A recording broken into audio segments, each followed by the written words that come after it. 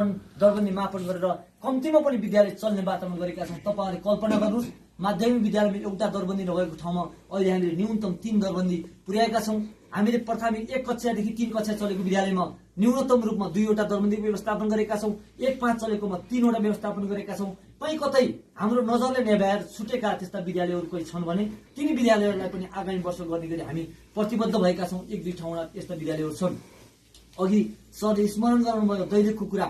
हामी लोकतन्त्रवादी पार्टीको नेतृत्व गरेका संस्थाका साथीहरू शिक्षकहरू हुनुहुन्छ। हामी लोकतान्त्रिक पार्टीको नेतृत्व हो। हामी सबैका विचारहरू, सबैका भावनाहरूलाई कदर गर्दै अगाडि बढ्नुपर्छ भन्ने हाम्रो विचारको आधारमा हामी अगाडि बढ्छौँ। तर हाम्रो विचार र हाम्रो भावनालाई कहीँ कतै कुचेष्टा गरेर हामीले गरेका काम, हाम्रो नेतृत्वले गरेका काम पनि कहीँ कुप्रचार गर्ने कहीँ कतैबाट कोसिस भयो भने त्यस्ता साथीहरूलाई हामीले आउँदा बैठकहरूमा आमन्त्रण नगर्ने कि भन्ने विषयमा हामीले पनि एउटा शोचनीयको विषय गरिसकेका छौँ। यसलाई धेरै ठुलो रूप त लिन हुँदैन। एउटा संगठनको व्यक्तिले संगठनकै मान्छेलाई मैले गरिदिएको छु भन्दा भनेको छ भन्ने मैले सुनेको छु। यिनी कुराहरूमा ठिक छ गर्दा उहाँहरूको पनि भूमिका छ भन्ने कुरा छ र उहाँहरूले बुझ्नु भएको छ र बुझाउनु भएको छ भने यसमा कुनै पनि अन्यथा लिनु पर्दैन। तर गुराँस गाउँपालिकाको नेतृत्व, गुराँस गाउँपालिकाको शिक्षा समितिको अध्यक्ष म र शिक्षक सङ्घका सुझाव सल्लाहबाट मात्रै गुराँस गाउँपालिकाका सम्पूर्ण कामहरू हुने गर्छन् र सम्पूर्ण काम हुँदै गर्दा हामी संगठन वा हामीभन्दा इतर व्यक्तिहरूलाई पनि हामी अपमान हुने गरी, हामी उहाँहरूलाई अन्याय पर्ने गरी हामीले काम गर्न हुँदैन भन्ने हाम्रो धारणा हो। त्यही धारणाका आधारमा हामी अगाडि बढेका छौँ। र म एउटा कुरा के राख्न चाहन्छु भन्दा यहाँ गुराँस गाउँपालिकामा हामी अधिकांश करिब 70-75% हामी शिक्षकहरू छौँ। हामी पालिकाको तर्फबाट शिक्षाको क्षेत्रमा तमाम कामहरू गरेका छौँ। यो तपाईँहरूले अघि शिक्षकका प्रतिनिधिबाट पनि सुन्नु भएको छ, तपाईँहरूले पनि देख्नु भएको छ। तर एउटा मलाई असन्तुष्टि छ, 1-2टा कुरा असन्तुष्टि छ। हामी शिक्षक सङ्घले नेतृत्व गरेको ठाउँमा, हामी शिक्षक सङ्घका सम्पूर्ण ठाउँमा प्रधानाध्यापक भएको ठाउँमा, हामी शिक्षकहरू धेरै भएको ठाउँमा हाम्रो शैक्षिक गुणस्तर किन राम्रो हुन सकेन? हामी भौतिक पूर्वाधार राम्रो गरिरहेका छौँ, शैक्षिक क्षेत्रमा हामी पालिका राम्रो गरेका छौँ, तपाईँहरूले राम्रो गर्नुभएको छ।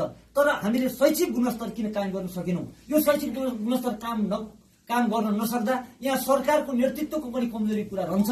यसमा हामीले कुन ढङ्गबाट जिम्मेवारी लिनुपर्छ यो जिम्मेवारी लिन तयार छौँ। तर हामी जहाँ शिक्षक सङ्घका नेतृत्व छौँ त्यस ठाउँमा शैक्षिक गुणस्तर कायम गर्न किन सकेनौँ? हामीले आफ्ना भन्दैमा किन सेप्न खोज्यौँ? 10 टा ड्युटी गराउने वातावरण किन गर्न सकेनौँ? उहाँहरूलाई पठन पाठनको व्यवस्थापन गर्न किन सकेनौँ? उहाँहरूलाई ठिक ढङ्गबाट परिचालन किन गर्न सकेनौँ? एकचोटि यो हामीले समीक्षा गर्नुपर्छ।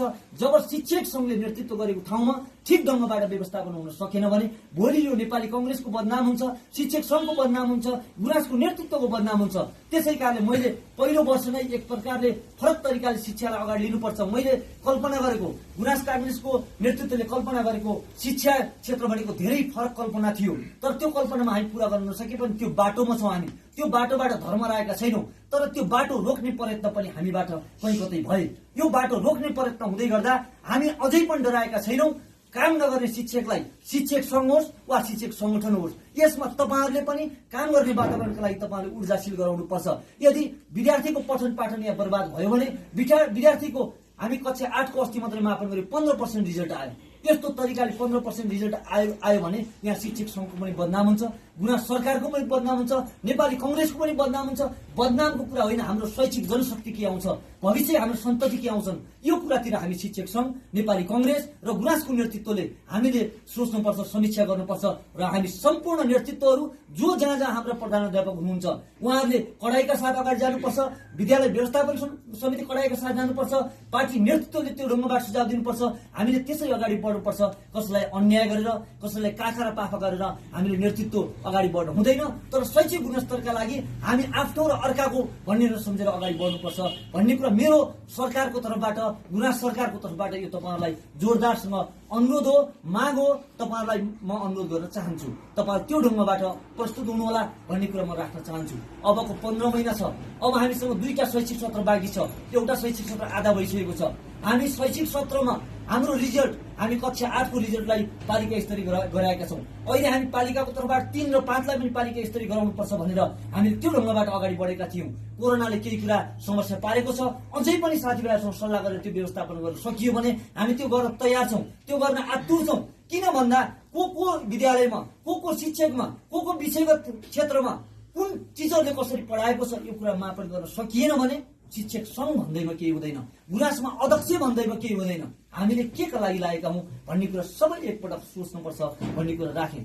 म यति कुरा राख्दै गर्दा हामी गुराँस गाउँपालिकामा जति जति शिक्षक साथीहरू छौँ, हामी पालिकाको तर्फबाट म पालिका अध्यक्ष होइन, यहाँ उपाध्यक्ष मात्र होइन, हामी गुराँस गाउँपालिकामा पालिकाको तर्फबाट बोल्दै गर्दा नेपाली कङ्ग्रेसको नेतृत्व बोलेको छ, नेपाली कङ्ग्रेसको सबै पार्टीको सुझावको आधारमा हामी बोलेका हुन्छौँ। म व्यक्ति होइन। मैले बोल्दै गर्दा वा हामीले कार्यान्वयन गर्दा हामीले शिक्षक दरबन्दी पालिका अध्यक्षले दिएको होइन। यो गुराँस गाउँपालिकाको नेपाली कङ्ग्रेसले गुराँस गाउँपालिकाभित्र भएका पार्टीका साथीहरूको सुझावको आधारमा हामीले निर्णय गरेको हो। मैले यो कुरा किन जोडेको भन्दा नेपाली कङ्ग्रेसले को नेतृत्व गर्दै गर्दा, नेपाली कङ्ग्रेसका समग्र नेताहरू एक भएर शिक्षकका क्षेत्रमा काम गर्दै गर्दा, विद्यालयको क्षेत्रमा काम गर्दै गर्दा हामी शिक्षक साथीहरू वा हामी नेतैहरू, मेरो परिवारमा मेरो नजिकको भन्ने मान्छेहरूमा भनेको मान्ने मान्छेहरू आज सक्रिय किन हुँदैनन्? सक्रियताका साथ अगाडि बढाउने भावनाको विकास मैले गराउन सक्ने आज मैले यहाँ हेरेको छु। वडा नम्बर 7बाट एकजना शिक्षकहरू उपस्थित हुनुभएको छैन। कोही हुनुभएको छ भने हात खडा गर्नुहोस्। हामी शिक्षकहरू, हाम्रो शिक्षक सङ्घसँग हाम्रो अधिकार पुगेन, हामीले भनेको कुरा पुगेन, हामीले मागेको कुरा पुगेन, सरकारले यो गरेन भन्ने मात्र कुरा गर्ने कि यस्ता बैठकहरू, यस्ता समारोहहरूमा वा पार्टी सङ्गठनका काममा हामी लाग्ने, यो कुरामा पनि ध्यान। आज तपाईँहरू जति शानका साथ गुराँस गाउँपालिकाको एउटा हलमा बस्नु भएको छ, यदि नेपाल कम्युनिस्ट पार्टीले यहाँ जितेको भए यो हल त होइन, तपाईँहरू यहाँ छेउमा हेर्न पाउनु हुँदैन थियो। एकपटक स्मरण गर्नुहोस्, आज एउटा व्यक्ति, कोही व्यक्ति अध्यक्ष भयो, उपाध्यक्ष भयो, वडा अध्यक्ष भयो, महत्त्वपूर्ण कुरा छैन। तपाईँहरूको आत्मा, तपाईँहरूको जुन एउटा शिर उच्च छ, यही नै ठुलो कुरा हो। मान्छे